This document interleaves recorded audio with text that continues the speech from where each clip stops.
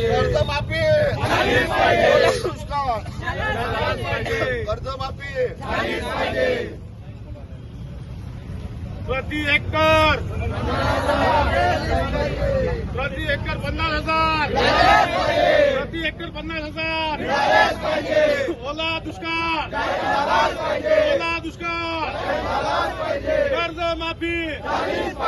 कर्जमाफी एकरी 50,000 एकरी 50,000 ओला दुष्काळ ओला दुष्काळ ओला दुष्काळ संपूर्ण कर्जमाफी संपूर्ण कर्जमाफी संपूर्ण कर्जमाफी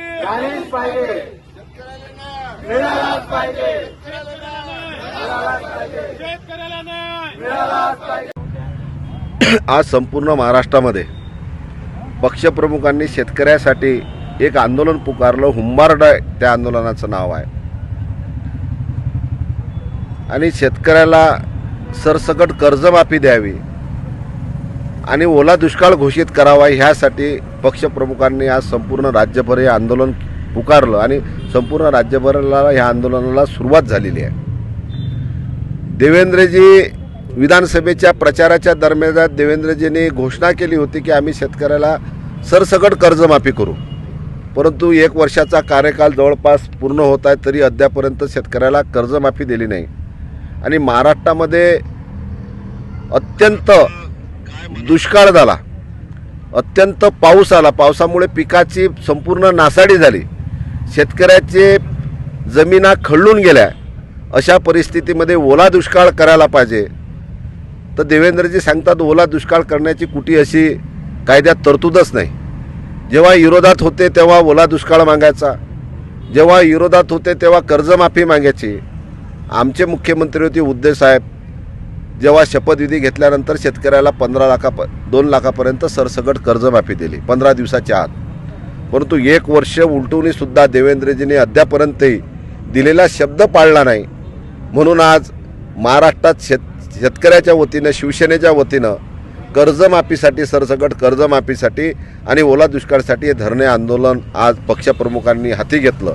निश्चितपणे लवकरात लवकर जर शासनानं हा निर्णय घेतला नाही तर शिवसेना शेतकऱ्यासाठी रस्त्यावर उतरल्याशिवाय राहणार नाही आणि निश्चितपणे त्या माध्यमातून आजचा हा शासनाला इशारा आहे। तुम्ही पहा, निवडणुका आल्या की दरवेळेस वेगळे वेगळे अकलेचे तारे देवेंद्रजी लढतात। आता काल त्यांनी पत्रकार परिषद घेतली, शब्दाचा विपर्यास नंतर करतात।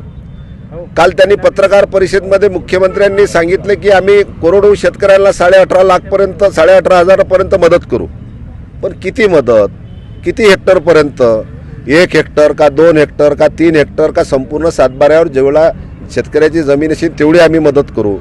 नंतर त्याचा शब्दाचा विपर्यास करायचा। मग मी असं बोललोच नाही, जसं कर्जमाफीचे म्हणतात आम्ही बोललो पण देऊ, कधी देऊ ते नाही सांगता येणार। म्हणजे शब्दाचा विपर्यास करणारा जन्माला आलेला पहिला मुख्यमंत्री हा महाराष्ट्रात आहे, अकलेचे तारे ओढणारा।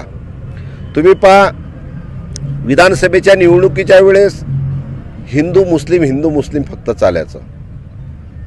आता जिल्हा परिषदच्या निवडणुका आल्या, आता प्रत्येक गावागावात जातीवाद निर्माण करणारा पहिला मुख्यमंत्री महाराष्ट्रातला पहिला मुख्यमंत्री आहे। त्यांनी गावागावात जातीमध्ये तेढ निर्माण केलं। मराठा, ओबीसी, आदिवासी, ST, SC प्रत्येक समाजाला रस्त्यावर उतरून आपसात भांडणं लावण्याचं काम जर कोणी केलं असेल तर तो जन्माला आला असेल तर फक्त देवेंद्रजी नावाचा मुख्यमंत्री महाराष्ट्रात जन्माला आला। असा कधीच राजा नसते जो प्रजेमध्ये भांडणं लावते। हा प्रजेमध्ये भांडणं लावणारा, जनतेमध्ये भांडणं लावणारा, गावागावात तेढ निर्माण करणारा पहिला मुख्यमंत्री आहे महाराष्ट्राला लाभलेला, की त्यानं गावागावात भांडणं निर्माण करणारा पहिला मुख्यमंत्री।